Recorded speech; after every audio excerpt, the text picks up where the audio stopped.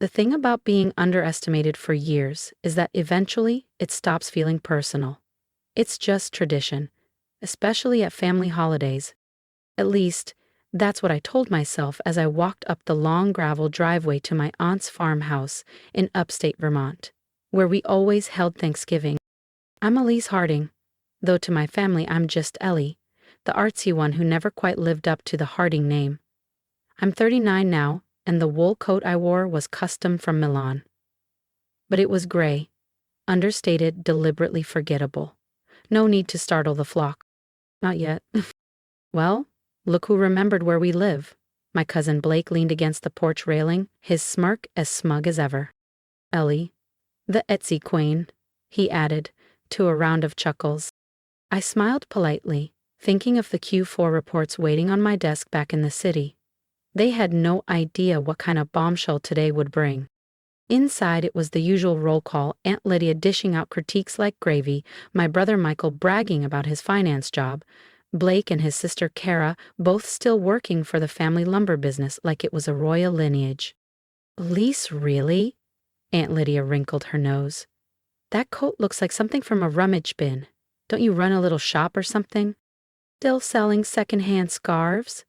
Kara chimed in, sipping cider like it was champagne. Before I could respond, my assistant Mia walked in from the kitchen, carrying a tray of hors d'oeuvres. Blake raised an eyebrow. Who's she? My assistant, I said. A pause, an awkward silence. You have an assistant? Kara asked, genuinely confused. Mia set the tray down and handed me my phone. Mr. Harding, your legal team just confirmed the acquisition. You now own full rights to the Harding Timberland brand name. Dead silence. Blake paled. I took a sip of wine. Oh, right. I forgot to mention. I bought the company. Happy Thanksgiving. At success, I thought, taking a sip of Pinot Noir to hide the smirk tugging at my lips. The so-called Harding way had driven their legacy straight into a ditch. While they were busy promoting cousins and clinging to outdated strategies, I'd built an empire quietly, brick by digital brick. Speaking of success, Kara piped up, practically vibrating in her seat. Wait until you hear our big news. We're expanding, she announced, her voice practically echoing off the rustic dining room beams. Harding Timberland is opening 3 new plants next year. Uncle Henry is even floating the idea of going public. I nearly choked on my wine. They were planning an expansion? When I knew from court filings that their contractors hadn't been paid in 90 days? When a lien had just been filed on their central mill? That's ambitious, I said mildly. Of course you wouldn't understand, Uncle Henry added, not even bothering to mask the condescension. Business strategy isn't exactly your thing, Ellie. It takes more than flipping handbags online to run a real company. Laughter rippled through the room. Ah, yes. Ellie, the family eccentric. The one who walked away from Harding Timberland 7 years ago when they'd offered her a starting position in the warehouse. To learn the ropes, they'd said. Remember when she suggested we explore e-commerce? Blake smirked. She said the market was shifting. Or when she wanted to invest in that luxury resale platform? Kara chimed in. What was it called? Eclipse something? Eclipse Luxury Group, I replied softly. That's it? Kara snorted. God, imagine if we'd listened to her. We'd probably be bankrupt by now. Blake added with a grin. My phone buzzed, once in my pocket. I didn't need to check. I already knew. The Harding Timberland bankruptcy filing had hit the wire, right on schedule. Dinner's ready, Aunt Lydia called, ushering everyone toward the long farmhouse table. We filed in, name cards marking our assigned seats. Ara, of course, sat beside Uncle Henry at the head. I was tucked down by the fireplace between Cousin Todd and Great-Aunt Ruth, almost in exile. So, Elise, Aunt Lydia said, ladling out stuffing. Have you considered looking for a real job? I hear the post office is hiring. Another round of laughter. I speared a piece of turkey, remembering the day I'd submitted a full modernization proposal, backed by my MBA thesis and 2 years of logistics experience. And Uncle Henry had skimmed it, then folded his hands. The warehouse will be good for you, he'd said. And now the warehouse belonged to me. Teach you humility, Uncle Henry had said, the day I turned down their offer to work the warehouse floor. Instead, I'd walked away.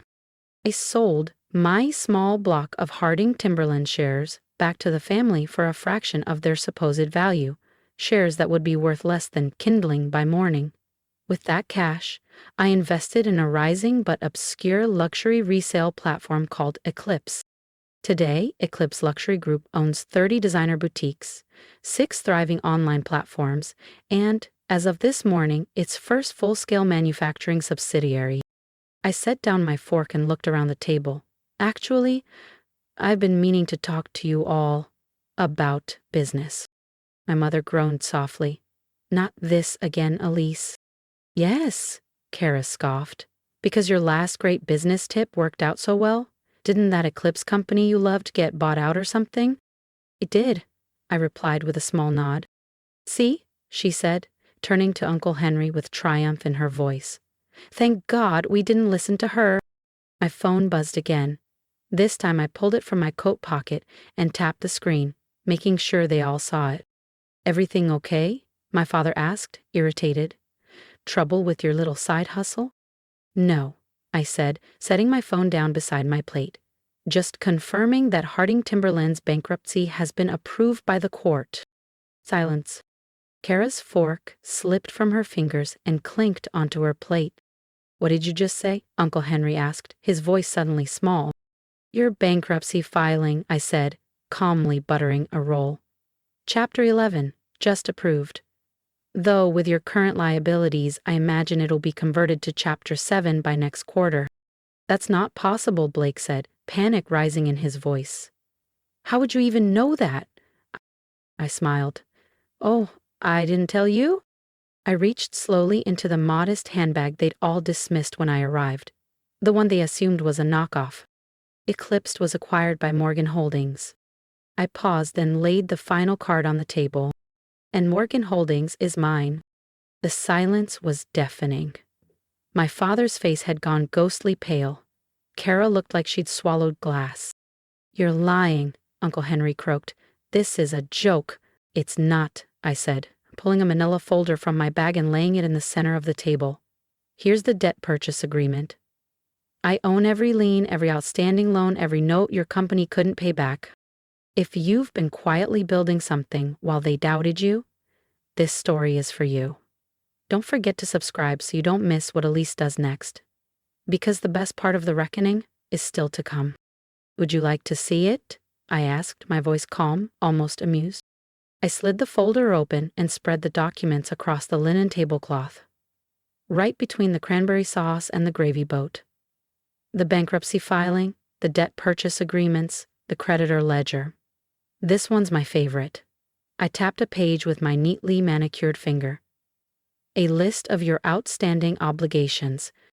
I looked directly at Uncle Henry. Morgan Holdings now owns 82% of your total debt. That's impossible, Kara whispered, her face pale. You run a resale website. I actually laughed then. I couldn't help it. Is that really what you've told yourselves I've been doing these past 5 years? I asked, looking around at their stunned faces. While you were all busy mocking my little online shop, I built Eclipse Luxury Group into a $3,200,000,000 0-cents company. 3 points, Blake coughed, nearly dropping his wine glass. Give or take a few million, I shrugged. It's been a solid quarter. My father finally found his voice, but it shook with tightly restrained fury.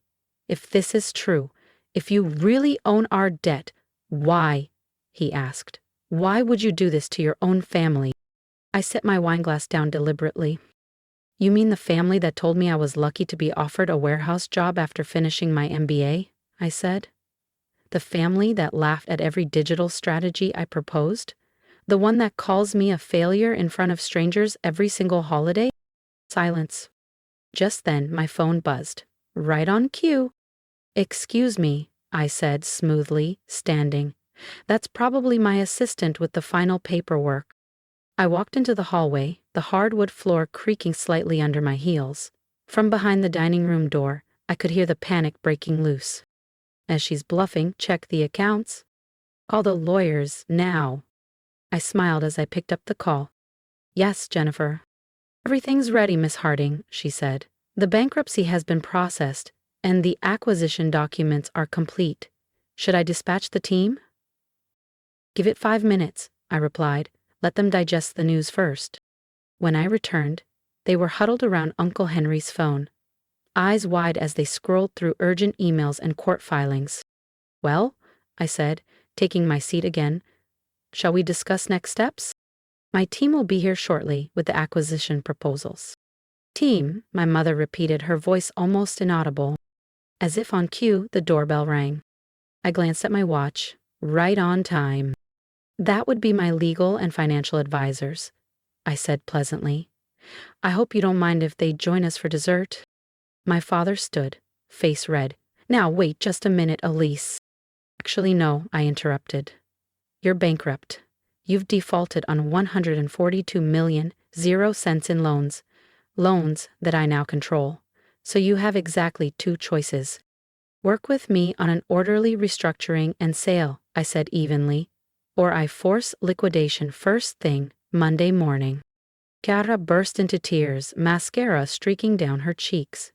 But the expansion plans, the new mills, were never going to happen, I finished for her. Harding Timberland has been insolvent for months. Did any of you actually read the financial reports? Or were you too busy handing out titles and planning cocktail parties to notice you were bleeding cash? At that moment, Jennifer entered with the rest of my team, 3 attorneys and 2 financial advisors, all in sleek navy suits, each holding a leather briefcase. The contrast between their calm professionalism and my family's stunned expressions was, frankly, delicious. Ms. Harding, one of the attorneys, greeted me with a polite nod. Shall we begin? Please, I said, motioning toward the dessert plates my mother had just laid out. Help yourselves to some pumpkin pie while we work. My mother's recipe is excellent. For the next 2 hours, we reviewed the full picture, the debt structure, the missed payments, the looming defaults, and my proposed acquisition terms. I'd spent almost a year preparing this, quietly acquiring their debt through various shell companies, waiting as they ignored the warning signs and doubled down on bad decisions. This is thorough, Uncle Henry finally said, reluctantly flipping through the restructuring binder. Unlike some people, I replied with a hint of a smile, I actually understand business strategy. By the time we were done, Harding Timberland was no longer theirs in anything but name, and even that would soon change. I'd offered terms that were generous, given the circumstances, but no one at that table was left uncertain about who controlled the future now. As my team packed up their documents, I stood and addressed the room. I said. Kara, Blake, Todd, your positions are being eliminated. Please clear out your offices by Monday. You're firing us, Cairo shrieked. We're your family. No, I replied coolly. I'm firing underqualified managers who were promoted through nepotism. But if it helps, I hear the post office is hiring. I smoothed the front of my simple gray dress. Plain by choice, a symbol of restraint, not lack. Thank you for dinner, Mom, I said. The turkey was excellent, even if we didn't quite get to dessert. Elise, my father's voice cracked as I turned to leave. Was all of this just revenge? I looked back at the table, at the stunned faces, the half-eaten food, the folder still lying open like a wound. No, Dad, I said. This was business. I paused at the door.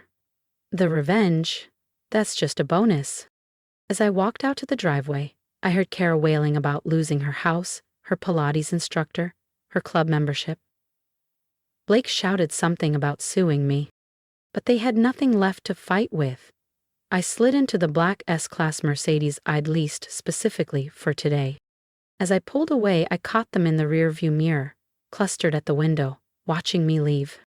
Then my phone buzzed one final time, a message from Jennifer. Congratulations, Ms. Harding. The acquisition announcement is queued for Monday morning. Jennifer's message lit up my phone just as I merged onto the highway, the farmhouse and its stunned occupants shrinking behind me. I smiled as I imagined how different next Thanksgiving would be.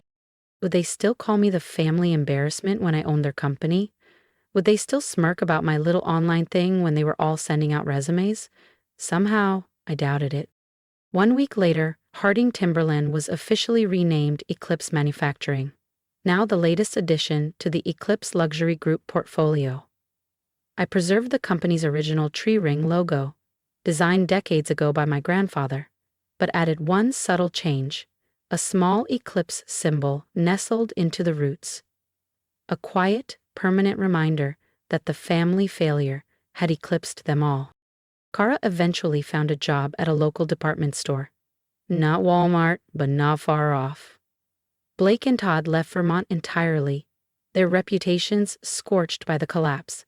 Last I heard, Blake was managing inventory in Arizona.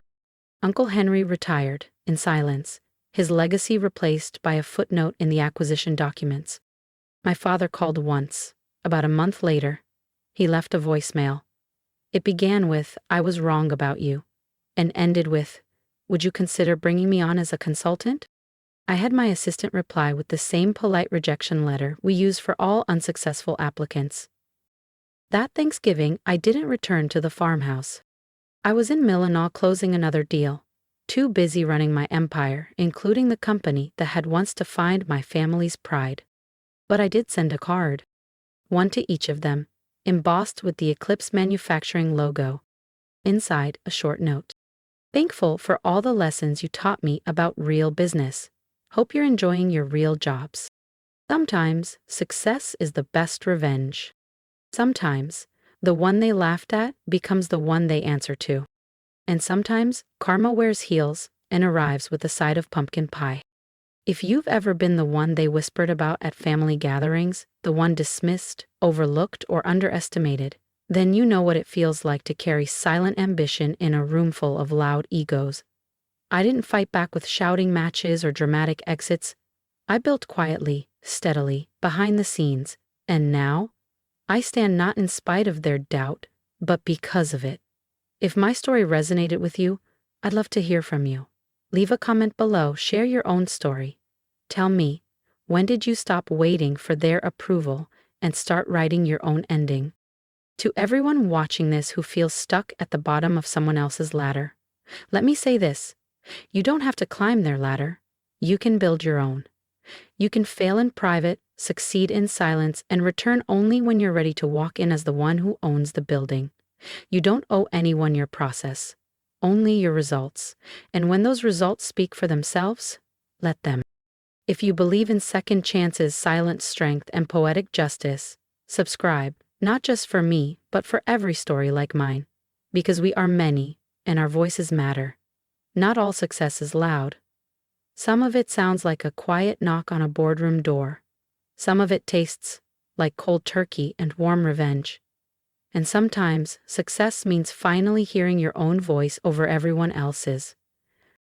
Thank you for listening to mine. Let's keep this conversation going, because no one gets to define your worth but you.